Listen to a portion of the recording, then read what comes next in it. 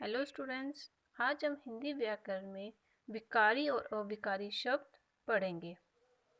ये क्या होते हैं और कितने होते हैं, इसे जानने से पहले हमें ये जानना चाहिए कि ये शब्द के भेद किस आधार पर हैं।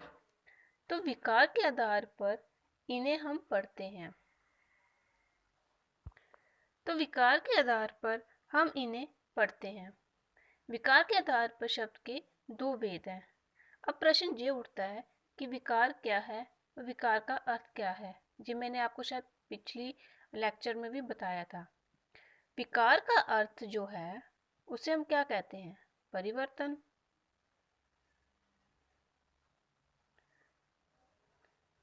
यानी कि बदलाव। इंग्लिश में से हम कहते हैं चेंज। आइए अब हम जानते हैं कि विकारी शब्द क्या हैं। विकारी शब्द चार प्रकार के होते हैं और अविकारी शब्द भी चार प्रकार के होते हैं। विकारी शब्द में संज्ञा, सर्वनाम, विशेषण, क्रिया जी आते हैं और जो अविकारी हैं उनमें क्रिया विशेषण, संबंध बोधक, समुच्चय बोधक और विस्मयादि बोधक आते हैं। अब जानते हैं कि विकारी शब्द क्या हैं।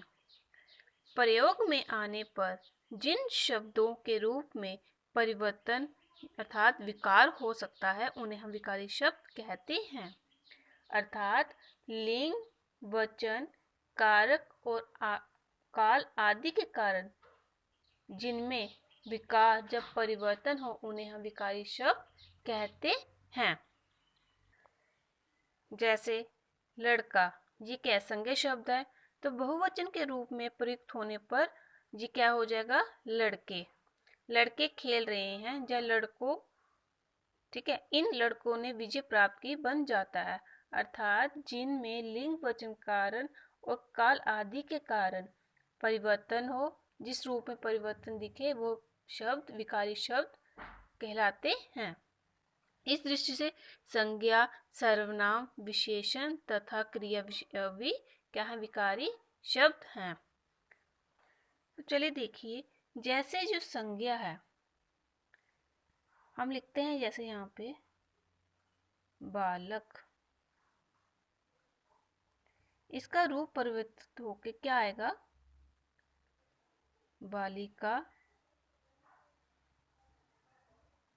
या बालको।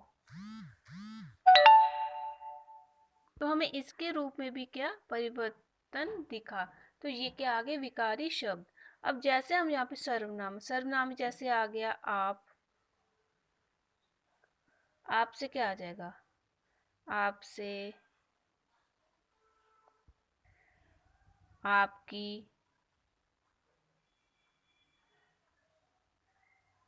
अपने। इनमें भी हमें रूप परिवर्तन होते दिख रहा है, तो इसमें भी ये भी क्या आ गया? विकारी शब्द।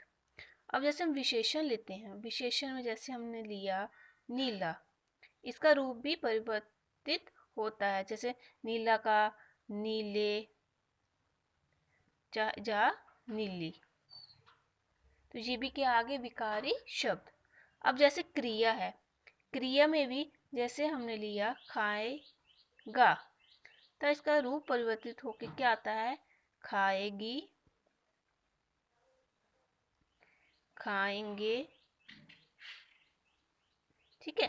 तो जिनमें हमें, जिस शब्द में हमें परिवर्तन होते दिखता है वो शब्द क्या आते हैं? विकारी शब्द। अब विकारी शब्द के बाद हम पढ़ेंगे अविकारी शब्द। अविकारी शब्द क्या है? विभिन्न प्रसंगों में प्रयोग करने पर जो शब्द अपने मूल रूप में बने रहते हैं, अर्थात उनमें कोई परिवर्तन नहीं होता, उन्हें अविकारी शब्द कहते हैं। विकारी शब्द कौन से हुए? जिनमें परिवर्तन होता है, और जो अविकारी हैं उनमें परिवर्तन नहीं होता है। जैसे अर्थात जैसे कि मैं प्रतिदिन सैर को जाता हूँ, एक, ठीक है, हम प्रतिदिन सैर को जाते हैं। इन दोनों वाक्यों में, ठीक है, हमें प्रतिदिन क्रिया विशेषण है, ठीक है, और जो एक वचन और बहुवचन कर्ता के साथ बिना परिवर्तन प्रयुक्त हुआ है, अतः ये अविकारी शब्द है। अर्थात वे शब्द जिनका रूप नहीं बदलता उन्हें हम अविकारी शब्द कहते हैं। जिन शब्दों में लिंग, वचन, कारक और काल आदि के कारण कोई विकार जब परिवर्तन नहीं होता उन्हें हम अविकारी शब्द कहते हैं।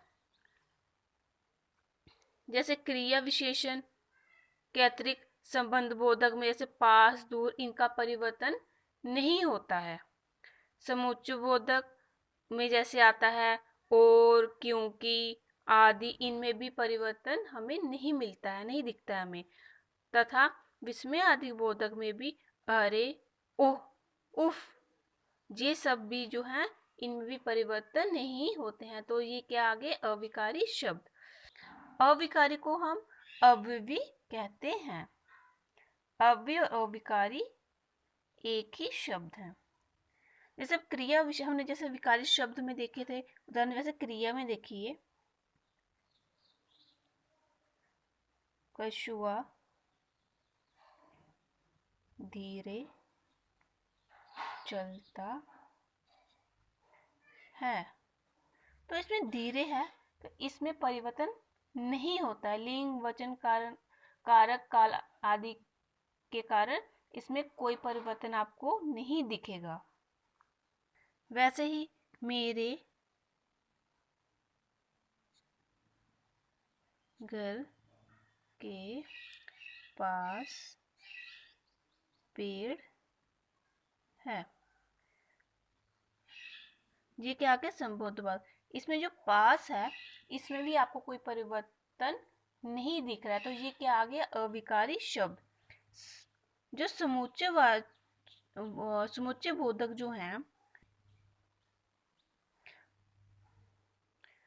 और, या, क्योंकि, ऐसे जो शब्द होते हैं इनमें भी कोई परिवर्तन हमें नहीं दिखता है, तो ये भी क्या आ गए अविकारी शब्द। विस्मय आदि बोधक में ओ, ऐसे शब्द हो गए तो इसमें भी क्या हमें कोई परिवर्तन नहीं दिखता, तो ये भी क्या आ गए अविकारी शब्द। तो हमने क्या पढ़ा, विकार के आधार पर शब्द के दो प्रकार हैं और विकारी शब्द कितने प्रकार के हैं, 4 प्रकार के, जिनमें संज्ञा, सर्वनाम, विशेषण और क्रिया आता है। और अविकारी भी 4 प्रकार के हैं, जिसमें क्रिया विशेषण, संबंध बोधक, समुच्चय बोधक और विस्मय आदि बोधक आते हैं। तो हमने आज क्या जाना कि विकारी और अविकारी शब्द क्या होते हैं।